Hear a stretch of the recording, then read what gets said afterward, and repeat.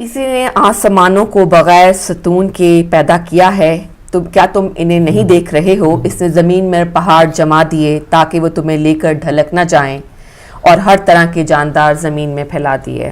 جی welcome back خواتین و حضرات، ہمارا آج کا ٹاپک ہے نجات دہندہ بشریت، اور جو کہ بہت وسیع ٹاپک ہے، اس پر بات بہت دور تک بھی نکل جاتی ہے ظاہر ہے۔ اور جی علی بھائی، یہ میں نے آیت اس لیے اس کا ترجمہ پیش کیا کہ جو یہ واضح کر دیا جائے کہ قرآن اور حدیث اور جو چیزیں اللہ تعالیٰ نے رسول کے بعد جو لوگ ہمارے لیے چھوڑے، وہ کس طرح سے جو ہے اس کا تعلق کس طرح سے سائنس کے ساتھ ہے، اور سائنس بعد میں ثابت ہوئی ہے، قرآن نے وہ چیزیں جو ہیں وہ پہلے بتا دی۔ سائنس کی اور اسلام کی لڑائی کبھی نہیں رہی ہے، یہ صرف جن کے دماغ خراب ہیں انہوں نے اس کو جو ہے وہ پھیلایا ہے، اور وہ اس کے اوپر یقین رکھتے ہیں۔ یہ قرآن جو ہے وہ سرحد کے ساتھ انسان کی ترقی کے لیے گفتگو کر رہا ہے، اور یقیناً انسان اپنی ترقی اور بلندی کو اور معرفت کے زینوں کو عبور کرے گا علم کے ذریعے سے، سائنس کے ذریعے سے، عصری علوموں کے ذریعے سے۔ اس کا نہ اسلام دشمن رہا ہے، نہ اسلام نے اس سے دشمنی کی ہے۔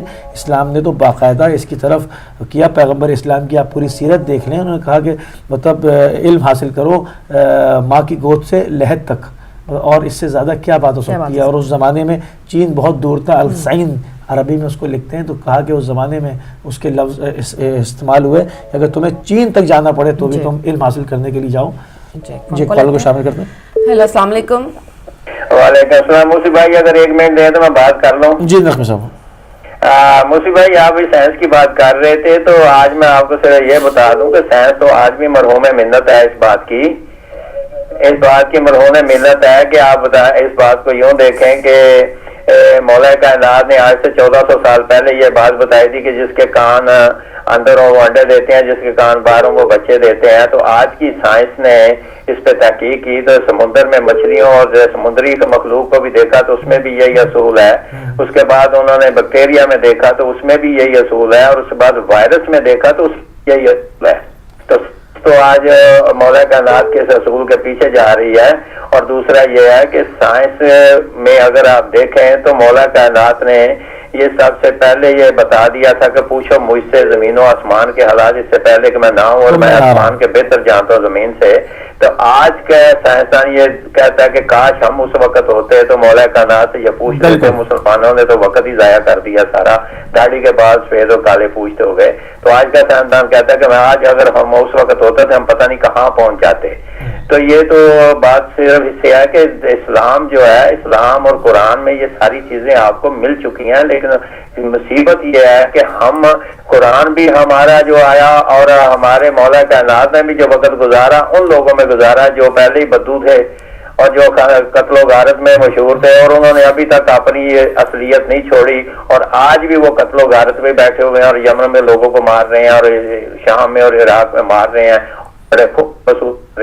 کیونکہ ان کا خونی خاندانی جو رسم اور خون ہے وہ دوبارہ اچھلا ہوا ہے، اور اپنوں کو مار کے اور خوش ہو رہے ہیں۔ تو اس لیے سائنس جو ہے وہ محتاج ہے آل محمد کی، اور سائنس جو ہے نا یہ سب جو کچھ بھی لیتی رہی ہے یہ آل محمد سے اور قرآن سے لیتی رہی ہے، اور اب تک لے رہی ہے۔ یہ میں آپ سے کہنا چاہتا تھا۔ تھینک یو جی، مہربانی۔ صحیح کہا آپ نے، بالکل جی۔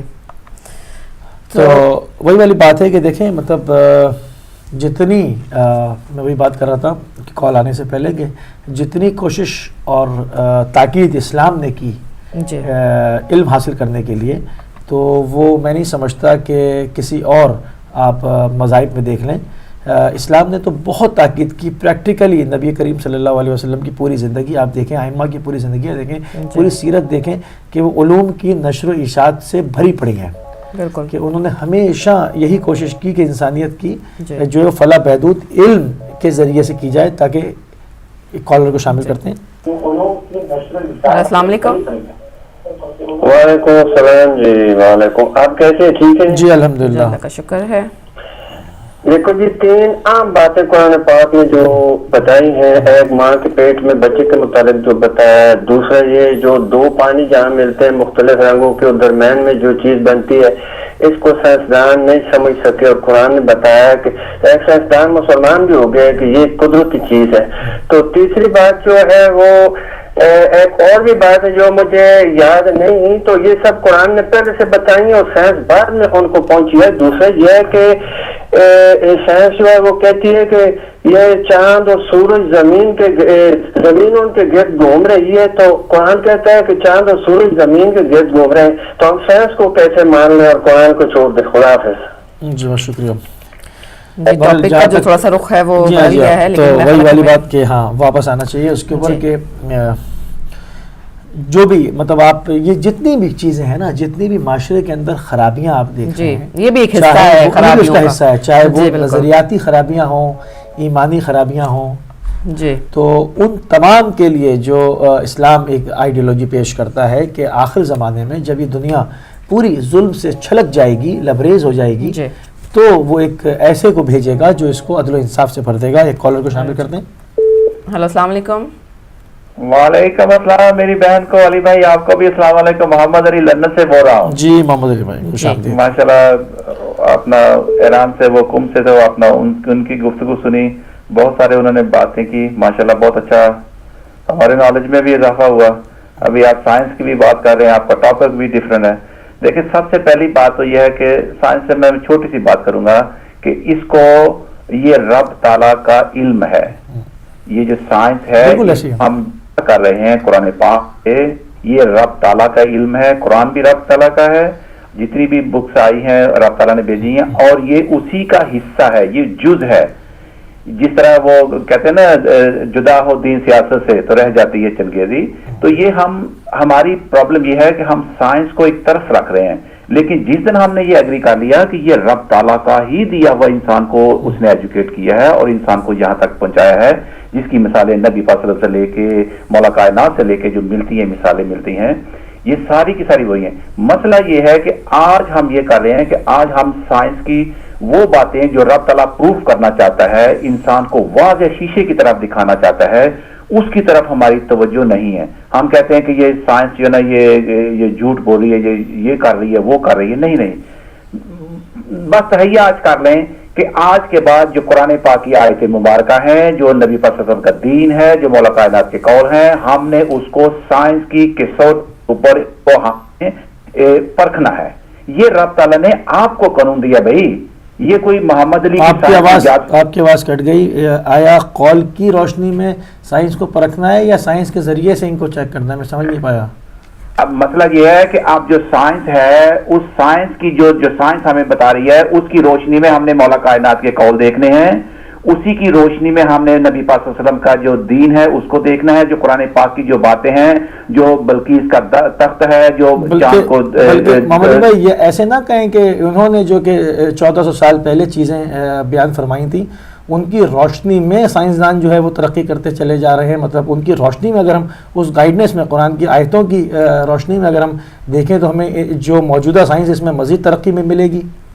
بالکل، میں تو بھائی اسی کے اوپر تو سائنسدان کیا کرتے ہیں، وہ ڈینائی تو کرتے ہی نہیں ہیں، وہ جو علم سائنس کا بڑھ چکا ہے وہ قرآن پاک سے ہی لیا ہے کہ یہ جو ٹریولنگ کرنا یہ سب کچھ یہ وہ سائنسدان ہیں۔ مسئلہ یہ ہوا ہے کہ اب رب تعالیٰ اس کے اندر اسی آیت مبارکہ کو لے لے یا اس کو جب کرتا ہے، وہ سائنس اپنی ایک تھیوری پیش کرتا ہے اور اس کے اوپر پریکٹیکل اس کا واضح ہو جاتا ہے۔ بالکل صحیح۔ تو اس کی قرآن پاک کی آیت بتاتی ہے کہ یہ میرا مفہوم ہے اور یہ میں کہنا چاہتی ہوں، یہ رب کا قانون ہے، یہ نبی صلی اللہ علیہ وسلم نے جو میسج پہنچایا ہے، اور یہی تھی کسوٹی جو لاسٹ علم جو تھا، جو کائنات کا جو علم تھا، جس کے کسوٹی جس کو کہتے ہیں، اس وقت ہمارے پاس نہیں تھے، نہ کوئی لیبورٹری تھی، نہ کچھ بھی نہیں تھا۔ ایجوکیٹ ہوا انسان بگننگ سے لے کے اب تک جو ہوا تھا، یہ اس کی لاسٹ یونیورسٹی ہے، یہ رب کا لاسٹ قانون ہے۔ کیا ہمیں پتہ چل گیا ہے کہ یہاں سے ہمارے پاس گیلیکسی کتنی دور ہے، سورج کی کتنی تپش ہے، پانی کیا کر رہا ہے، پانی کا کیا رول ہے، بادلوں کا کیا رول ہے، یہ ساری چیزیں قرآن پاک میں لکھی جا چکی تھی۔ مسئلہ یہ جہاں پہ یہی آ جاتا ہے علی بھائی، بات یہی آتی ہے کہ ہم نے اس کو جدا کر دیا ہے۔ بالکل، اس کو جب ہم اس کو دونوں اکٹھا کریں گے انشاءاللہ مسلمان کی یہ وراثت ہے جس کو ہم چھوڑ رہے ہیں اور دوسرے لوگ اس سے فائدہ حاصل کر رہے ہیں اور اس کو آگے کی لے کے طرف جا رہے ہیں۔ اور باقی جو انسان کی نجات کی لاسٹ بات کروں گا کہ جو انسانیت کی نجات ہے وہ اسی بات میں ہے کہ یہ اتصالی قوتیں کٹھی ہیں۔ سمپل سی بات ہے کہ دو چیزوں کا استحصال ہو رہا ہے. آپ کے پاس دونوں چیزیں, ایک کسان ہے اور ایک فیکٹری میں کام کرتا ہے. فیکٹری میں ہندو بھی کام کرتا ہے, مسلمان بھی کام کرتا ہے, کھیتی میں مسلمان بھی کام کرتا ہے, ہندو بھی کرتا ہے, حتیٰ کہ پوری دنیا کے انسان کھیتی میں بھی کام کرتے ہیں اور فیکٹری میں بھی کام کرتے ہیں. ان دونوں کا جو استحصال ہو رہا ہے, اس کے اوپر آپ نے ان قوتوں کو اکٹھا کر لیں اور دیکھ لینا کہ نبی پاک صلی اللہ علیہ وسلم نے اسی چیز کو اپنایا تھا, ان چیزوں کو اکٹھا کیا تھا. جس دن ہم نے اس کو کسان کو مزدور کو بلا تفریق ہم نے اکٹھا کر لیا, یہ استحصال اس قوت کے ساتھ ٹکرائے گا, پھر آپ کی دیکھنا کہ یہ سارا جو جس کی ہم نجات چاہتے ہیں کہ پیس ہو, یہ سارا کا سارا ہمارے سامنے نظر آ جائے گا. تھینک یو ویری مچ میری بہن اور علی بھائی ٹائم دینے کا. بہت شکریہ, بہت شکریہ. اور میں فوراً اس نقطے کی طرف جاؤں گا, میرے خیال میں ایک کالر ہیں. اچھا, میں بالکل اس نقطے کی طرف جاؤں گا. جیسے کہ ابھی ہم نے جیسے ہی کوئٹہ میں وہ واقعہ ہوا تھا تو ہم نے فوراً جو ہے وہ تعزیت کے سلسلے کو بھی جاری کیا تھا. اور بالکل مومنین دنیا میں کسی گوشے میں بھی ہوں, کوئی زبان بولنے والے ہوں, کسی طرح کے بھی ہوں, صرف اگر مظلوم واقع ہو رہے ہیں تو ظاہری بات ہے ہدایت ٹی وی کا رشتہ فوراً ان کے ساتھ استوار ہو جاتا ہے. اور ہم فوراً یہاں پر مطلب اگر کسی اہل سنت عالم دین کی بھی خبر کھولی گئی اور ان کی باقیات کو بھی نکال کے بے حرمتی کی گئی تو ہم نے یہاں سے بیٹھ کے باقاعدہ اس کے اوپر صدائے احتجاج بلند کیا کہ یہ کوئی اسلام کی کون سی شکل ہے, یہ کون سی شکل تم دکھا رہے ہو, یہ ٹھیک شکل نہیں ہے. جی, ایک فون کال لیتے ہیں. جی ہیلو, السلام علیکم. وعلیکم السلام بیٹیا, میں ایک منٹ کے لیے آیا ہوں. جی جی. ایک تو یہ کہ مجھے اچھا نہیں لگتا اگر کوئی یہ کہے کہ ہر وقت حدیث اور کلام پاک کو پڑھنے پر صرف نہیں ہے, سائنس کی طرف توجہ کرنا چاہیے. بیٹیا آپ نے جو کلام پاک کی آیت پڑھی اس کا ترجمہ پڑھا, اس کو, اور اگر آپ دوسری کلام پاک کی جو ارشادات ہیں اس کو پڑھیں تو خداوند عالم نے دنیا کی تخلیق اور عالم کائنات کی تخلیق کے متعلق تمام مجملاً ہوتی ہے بحث کی ہے. لیکن اس نے سب سے بڑی بات جو ہے کلام پاک میں جو کہی گئی ہے وہ یہ ہے کہ آپ غور و فکر کریں, مزید سیکھیں, دیکھیں.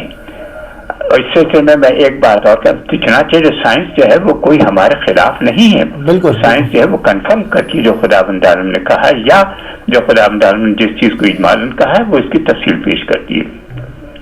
ایک بات میں اور کہوں کہ یہ کہنا وہ سورج جو ہے وہ زمین کے گرد گھومتا ہے, یہ درست نہیں ہے. زمین سورج کے گرد گھومتی ہے, سورج کبھی زمین کے گرد نہیں گھوما کرتا. بہت بہت شکریہ. بہت شکریہ. بہت شکریہ. تو بات وہی ہو رہی ہے کہ ہم دیکھتے ہیں کہ جتنی بھی جگہوں پہ جہاں بھی ظلم ہو رہا ہے, اور ظاہری بات ہے جہاں بھی لوگ مظلوم واقع ہوتے ہیں اور ہماری پہنچ ان تک ہوتی ہے, ہدایت ٹی وی کا فوراً رشتہ اس کے ساتھ استوار ہو جاتا ہے اور فوراً آواز اٹھاتے ہیں. جیسے اگر ہم اس کو ایک بہت بڑے کینوس کے اندر دیکھیں تو ہم کو نظر یہ آئے گا کہ وہ ضرورت ایجاد ہو رہی ہے. امام زمانہ اسلام کی جو ہمارا نظریہ ہے اس حساب سے اس کی ضرورت ایجاد ہو رہی ہے. خدا اس کی ضرورت کو ایجاد کر رہا ہے. مطلب خدا اس طرح سے نہیں اپنی حجت کو بھیجنا چاہتا کہ لوگ انکار کریں. جب ایک ضرورت پیدا ہو جاتی ہے, اس کی طلب بڑھ جاتی ہے اور انسان اس نہج پہ پہنچ جاتا ہے کہ وہ پھر قبول کرنے کے لیے آ جائے, چاہے وہ کسی نظریے کا ہو, کسی بھی فقہ کا ہو, کسی بھی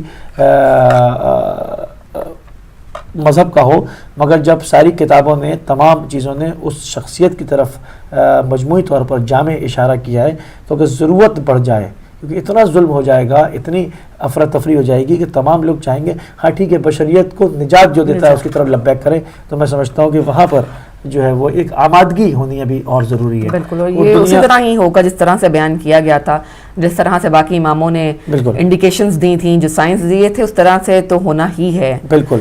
اب یہ کہ اس کے اوپر نجومی بن جانا وہ نہیں ہونا چاہیے. انسان کو اپنی مسئولیت کا علم ہونا چاہیے.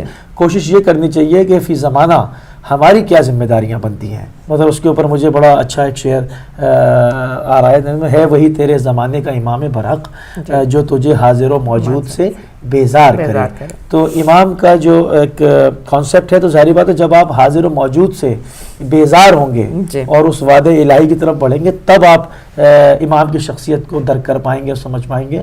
تو ہمیں جو ہے وہ ایسے معاملات انجام دینے چاہیے جو ان کی خوشنودی کا باعث بنے, اور ان کے آنے کی میں جو ایک پختہ, ان کو بھی تو کچھ انصار چاہیے نا. یہ نہیں کہ جب دنیا ظلم سے بھر جائے گی تو آئیں گے تو ہم بھی ظلم کرنا شروع ہو جائیں, نہیں, بلکہ ہمیں اس دستے میں رہنا چاہیے جو کہ وہ آئیں تو ان کا ساتھ دیں. بالکل. کال کو شامل کرتے ہیں. ہیلو السلام علیکم. ہلو السلام علیکم. وعلیکم السلام ورحمۃ اللہ وبرکاتہ. محمود بول رہا ہوں, لاسٹ کال ہے یہ. میرے خیال سے لائن ڈراپ ہو گئی, دوبارہ آپ آ سکتے ہیں. تو وہی ضرورت کے اوپر جو بات ہو رہی ہے کہ ضرورت کو جو ایجاد ہو رہی ہے, اور اگر آپ دیکھیں تو اس وقت پوری دنیا میں خصوصاً آپ گلف دیکھ لیں اور یا آپ مختلف جگہوں پر مختلف شکل کا ظلم ہے. کہیں پر جبرن جو ہے وہ پہلے لگان کہتے تھے, اب اس کو ٹیکس کہتے ہیں. تو یہ سارے معاملات ہیں, یہ سب مختلف ظلم کی شکلیں ہیں. کہیں ڈائریکٹ خون بہایا جا رہا ہے, کہیں پر جو ہے کہ انسان کسی کا غلام بن کے جو ہے وہ کام کر رہا ہے. پہلے زمانے میں اس کو غلام کہتے تھے, اب جو ہے وہ اس کو اس کی نئی شکل نئے نام دے دیے گئے. جیسے میں نے کہا پہلے لگان کہتے تھے, اب وہ ٹیکس ہو گیا. ابھی بھی انسان پر انسان کی حکمرانی ہے, اور اسلام چاہتا ہے کہ انسان پر انسان کی حکمرانی کی بجائے خدا کی حکمرانی ہو جس نے اس کو خلق کیا, اور اسی نے اس کے لیے بشریت کی نجات کا سامان کیا. اور ہمیں اس سے بالکل مایوس نہیں ہونا چاہیے, چونکہ دین اسلام جو دین ہے, جو خدا کی طرف سے بھیجا ہوا دین ہے, وہ بالکل حق اور سچا دین ہے, اور انہوں نے اس کا پورا بندوبست کر رکھا ہے. ہیلو السلام علیکم. وعلیکم السلام. موسی بھائی, ابھی آپ سائنس کی بات کر رہے تھے تو میں اس میں یہ کہنا چاہتا ہوں کہ آپ دیکھیں کہ جابر بن حیان جو تھا وہ امام کا شاگرد تھا, اس نے تضاد بنایا تو جس کا آج تک کوئی فارمولہ نہیں تبدیل ہوتا تھا, جو امام سے سیکھ کے آیا تھا وہ آج تک قائم ہے. لیکن دوسری طرف جب سائنس نے اپنے آپ کو ذرا علیحدہ کیا تو اس میں یہ دیکھا کہ جابر بن وہ جو تھا ڈاروان, اس نے تھیوری دی تو جب دوسرے کچھ عرصے کے بعد دوسرا سائنسدان آیا تو اس نے اسی تھیوری کو غلط قرار دے دیا. تو جب تک آپ آل محمد سے سیکھتے رہیں گے, آپ کے فاصلے بھی رہیں گے, آپ کے استاد قیامت تک وہ چلتے رہیں گے. لیکن جب آپ استاد سے پیچھے ہٹ کے اپنے علم کو استعمال کریں گے تو وہاں سے گائیڈ نہیں لیں گے, تو پھر آپ کے فارمولے ایک سائنسدان آئے گا, دوسرا اس کو غلط کر دے گا. اور یہی وجہ ہے کہ آج بھی ہم کہتے ہیں کہ امام علیہ کا آنا لازمی ہے, کیونکہ یہ اس گھر سے تعلق رکھتا ہے جس گھر کے ساتھ یہ سلسلے چلتے رہے, جو علم لدونی کے مالک ہیں. جو علم لدونی کا مالک ہو, ہمارا علم تو سائنس و وہاں کچھ بھی نہیں کر سکتی. تو علم لدونی کے مالک کو اگر آپ رہ پر مان کے اس کی ضرورت محسوس کرتے ہوئے اگر آپ کہیں گے نا کہ وہ آ جائیں اور ہماری مدد کریں, تو یہی اصل راستہ ہوگا آپ کی مدد کا, اور وہی مدد آپ کی کر سکیں گے اور کوئی نہیں کر سکے گا. اس لیے میں یہ بات کہنا چاہتا تھا. بہت شکریہ آپ کی. تو وہی والی بات کہ اس وقت ہم نے اپنی مسئولیت کو درک کرنا ہے. بالکل. کہ ہماری جو مسئولیت ہے وہ کیا ہے, کہ ہم جو فی زمانہ ہم اس کے اندر زندگی بسر کر رہے ہیں, ہم سے بھی تو پوچھا جائے گا نا. مطلب جہاں قرآن میں ہوتا ہے کہ تم سے پوچھیں گے, تم پر گواہوں کو لائیں گے, جو ہم نے تم پر شاہد قرار دیے ہیں, جو شہادت دیں گے. تو ہماری پھر اس سے یہ ظاہر ہوتا ہے کہ ہماری اپنی ایک مسئولیت ہے, اور وہ کیا ہے اس کا جاننا بہت ضروری ہے, کہ ہماری کیا ذمہ داریاں بنتی ہیں, ایک معاشرتی اعتبار سے بھی, مجموعی طور سے بھی, انفرادی طور سے بھی, کہ کس طرح سے ریلیشن ہونے چاہیے. خالی نہیں کہ ہمارا جو ہے ہم وہ ہاتھ پہ ہاتھ دھر کے بیٹھ جائیں گے. ہاتھ پہ ہاتھ دھر کے بیٹھنے والے فارمولے کو تو آیت اللہ خمینی نے رد کر دیا اور پریکٹیکلی پروف کر دیا کہ ہاتھ پہ ہاتھ رکھ کے دھرے بیٹھنے رہنے سے جو ہے وہ کچھ نہیں ہوتا, کیونکہ اس پر اس سے پہلے بھی کتنی احادیث وارد ہو چکی ہیں کہ جو ہے وہ جب تک صحیح نہیں کرو گے, تم ہاتھ نہیں ہلاؤ گے, تو آگے تمہیں پروردگار کی طرف سے اس پہ کیا چیز عطا ہو سکتی ہے بھلا. کیونکہ جب تک خود کوشش کرنا ہے, ان قوموں کو کچھ نہیں ملتا جو کہ صحیح و کوشش نہیں کرتی. تو وہ چیزیں تو بہت ساری کام ہو چکے ہیں, اور انہوں نے الحمدللہ جو انقلاب برپا کیا اس کے ثمرات دیکھیں, وہ زمینہ انہوں نے ہموار کیا. اب آگے آنے والی نسلوں کی ذمہ داری ہے کہ وہ اس کو آگے بڑھ کر جو ہے وہ اس کو ٹیک اپ کریں اور اپنی ذمہ داری کا احساس کریں. بالکل. باقی یہ کہ ان کے اوپر ظاہر بات ہے کلچرل اٹیک بھی ہے, ثقافتی جلغار بھی ہے, ان کے اوپر جو ہے وہ بے راہ روی کا بھی جو کہ حملے ہیں, ان کے اوپر افراط و تفرید کا بھی حملہ ہے. مطلب اگر وہ دین کے اندر بھی بیٹھے ہیں تو دین کے اندر بھی جو ہے وہ بہت سارے لوگ مختلف نقاب پہن کے نقب زنی کر رہے ہیں, وہ ان کے عقیدہ بگاڑنا چاہتے ہیں. ان تمام چیزوں سے جا کے ٹکرانا ہوگا اور اپنے آپ کو اس شکل میں رکھنا ہوگا جس طرح سے آپ کو ائمہ اہل بیت رکھنا چاہتے ہیں, تاکہ آپ نصرت کا حق ادا کر سکیں. یا کم از کم اگر آپ نصرت نہیں بھی اس وقت کر پائے خدا نخواستہ, تو کم از کم ان کے مخالف کیمپ میں نہ ہو. تو اس چیزوں کا اس شعور کا ادراک آپ نے رکھنا ہوگا. یہ اس میں کوئی شک نہیں. بالکل. اور جو ہے وہ ذمہ داریاں اپنی اپنی سمجھنی ہوں گی, ادا کرنی ہوں گی, صرف سمجھنی نہیں ہوں گی بلکہ ادا کرنی ہوں گی. ایک بڑی اچھی سی علی بھائی جو اقبال کی ایک نظم میری نظر سے گزری, قوموں کی حیات ان کے تخیل پہ ہے موقوف, قوموں کی حیات ان کے تخیل پہ ہے موقوف, یہ ذوق سکھاتا ہے ادب مرغ چمن کو. مجذوب فرنگی نے بانداز فرنگی مہدی کے تخیل سے کیا زندہ وطن کو. اے وہ کہ تو مہدی کے تخیل سے ہے بیزار, نومید نہ کر آہو مشکین سے ختن کو. ہو زندہ کفن پوش تو میت اسے سمجھیں, ہو زندہ کفن پوش تو میت اسے سمجھیں, یا چاک کریں مرد کے ناداں کے کفن کو. بہت خوبصورت بات ہے, مطلب کہ آپ اگر علامہ اقبال کے کلام میں کتنا انہوں نے امام زمان اسلام کی ذات گرامی کے لیے لکھا اور قوم کو بیدار کرنے کی کوشش کی, اور اب چیزیں چونکہ نمایاں ہو کے سامنے میں سمجھتا ہوں آ گئی ہیں اور دنیا کسی حد تک اب منتظر اور آمادہ نظر آتی ہے, اور یہ طلب میں اضافہ ہو رہا ہے. مطلب کوئی دن, کوئی گھڑی, کوئی گھنٹہ, کوئی لمحہ ایسا نہیں جاتا کہ اس طلب میں انسان کی اضافہ, اس پیاس میں شدت اور تشنگی نہ بڑھ رہی ہو. کہ آپ دیکھتے ہیں کہ جیسے میں نے کہا کہ صبح کو ہم نے ٹیلی ویژن لگایا تو پتہ چلا کہ ہندوستان کی طرف سے در اندازی ہو رہی ہے. پھر ہمارے ایک کالر نے کہا کہ ہم شدید احتجاج کر رہے ہیں, بیٹھے ہیں مومنین پریشان ہیں کوئٹہ میں, اس پر جو ہے وہاں صوبائی حکومت ظلم کر رہی ہے. آپ جدھر چلے جائیں, چاروں طرف چلے جائیں, آپ کو جو ہے وہ چیخ و پکار آہو بکا نظر آئے گی. وہ کب نظر آئے گی؟ جب آپ کی ان دو آنکھوں کے علاوہ دل کی دو آنکھیں کھل جائیں, کیونکہ دو آنکھیں یہاں کی کھلی ہونی بہت ضروری ہیں. اگر انسان دل کا اندھا ہے تو پھر ان لوگوں میں شمار ہو جائے گا جو کہ روز عاشورہ امام حسین السلام کو دیکھ تو رہے تھے مگر آپ کے معیار کو نہیں سمجھ رہے تھے, نہ کہ ان کی تعظیم کرتے, ان پر جو ہے وہ تیر پھینک رہے تھے. تو انسان کے قلب کی آنکھیں جو ہے نا بہت ضروری ہے کہ وہ کھلی ہوں, تاکہ ان آنکھوں سے جو ہے وہ الہی راستوں کو پہچان سکے, ورنہ وہ نہیں دیکھ سکتا. یہ آنکھیں تو جانوروں کی بھی کھلی ہیں, اس میں پھر انسان میں اور ایک مومن میں اور ایک پرہیزگار میں کیا فرق رہ جاتا ہے؟ یہ بس یوں کہہ سکتے ہیں ہم کہ ہماری واقعی آپ نے صحیح کہا, دل کی دو آنکھیں کھلی ہونا بہت ضروری ہے. اور اب تو علی بھائی اگر آپ دیکھیں, غور کریں تو پہلے تو کچھ وقفہ آ جایا کرتا تھا ان خبروں میں کہ فلاں جگہ ظلم و ستم ہو رہا ہے, فلاں جگہ انسانیت کی موت واقعہ ہو رہی ہے. اب تو وقفہ بھی نہیں آتا, آپ صبح اٹھتے ہیں, آپ کی نظر سب سے پہلے ایک خبر جو ہے اس قسم کی کہ وہ جسے آپ کہہ سکتے ہیں تھرڈ ورلڈ وار, جو کہ نام نہ اس کو چاہے دیں لیکن خطوں میں اور ملکوں میں وہ جاری ہے. اور پھر اس کے بعد میرا خیال ہے کہ جب سب لوگ جو ہیں وہ گیو اپ کر چکے ہیں, انداز ہے کہ ہمارا بھی ایسا ہی ہے, کبھی ہم بے بس ہو کے خاموش ہی ہو جاتے ہیں کہ اب اس جو سچویشن ہے اس پہ ہم اور کیا بات کریں یا کیا کہیں. تو پھر اس وقت جو ہے امام زمانہ کی جو طلب ہمیں محسوس ہوتی ہے, لیکن وہ اس طرح نہیں کہ وہ کوئی آ کے جادو کر دیں گے یا کچھ ایسا کر دیں گے کہ کچھ پھونک ماریں گے تو دنیا جو ہے وہ بدل جائے گی. اس میں سب ان کے جو ساتھی ہیں, جو اہل بیت کے ماننے والے ہیں, جو مسلمان ہیں, ان سب کو شرکت کرنی پڑے گی, ان کا ساتھ دینا پڑے گا.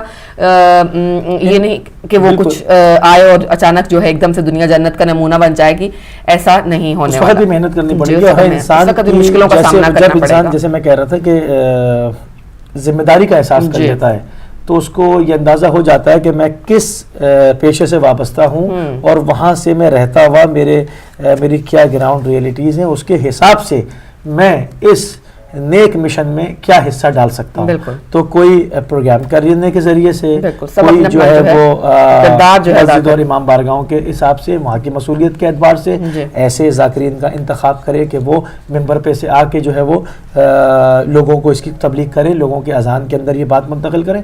سب کی اپنی اپنی ذمہ داریاں ہیں, معاشی اعتبار سے بھی اور سے بھی, پرہیزگاری سے بھی, دینداری سے بھی. معاشرے کے اندر اس کے بہترین اثرات اور ثمرات ظاہر ہوتے ہیں انسان کی پرہیزگاری کے. تو ہمیں چاہیے کہ جیسے ہم نے یہ ٹاپک آج کا رکھا, ہماری کوشش ایک قدم جو ہے وہ ہم بڑھانا چاہتے ہیں ادھر کہ معاشرے کو لے کر کے اس حوالے سے اس کو جھنجھوڑیں, جگہیں جو کہ مادہ پرستی کے دلدل میں دھستا چلا جا رہا ہے, کہ وہ دیکھے کہ ایک طرف خون بھی بہہ رہا ہے, لوگ درد سے چلا بھی رہے, تو تمہارے سینے میں دل ہے, تم آگے بڑھ کے ان کی کیا مدد کر سکتے ہو؟ کچھ نہیں تو اپنے آپ کو پرہیزگار بن کے ان کی خدمت میں ہی حاضر کر دو. تو کچھ تو تم حصہ اس میں ڈال سکتے ہو. بالکل بالکل. جی ہمارے پروگرام کا وقت جو ہے وہ ختم ہوا چاہتا ہے. گو کہ یہ ٹاپک جو تھا یہ بہت وسعت رکھتا ہے اپنے اندر, اور بہت اس میں سے بہت سارے پوائنٹس جو ہیں وہ مزید نکالے جا سکتے ہیں. انشاءاللہ آنے والے دنوں میں, آنے والے وقتوں میں کوشش کریں گے کہ دوبارہ, بلکہ میں سوچ رہی تھی بھائی کہ ہم جو سائنس اور اسلام کا جو ایک ٹاپک ہے وہ بھی لے کے آتے ہیں, تاکہ جو ابہام ہیں کچھ لوگوں کے دلوں میں یا کچھ وہ بھی ختم ہو جائیں. تو انشاءاللہ ہمارا اور آپ کا ساتھ تو اللہ کے کرم و فضل سے روزانہ ہوتا ہے. اللہ تعالیٰ آپ کو بھی جو ہے وہ زندگی اور صحت کاملہ عطا فرمائے, اور ہمیں بھی توفیق عطا فرمائے کہ ہم ہر روز آپ سے ملاقات کر سکیں. اب کل تک کے لیے ہمیں پھر اجازت دیجیے, اور کل پھر ایک نئی ٹاپک کے ساتھ آپ کی خدمت میں حاضر ہوں گے. تب تک اپنا اور اپنے ارد گرد رہنے والوں کا بہت سا خیال رکھیے گا. اجازت دیجیے, خدا حافظ.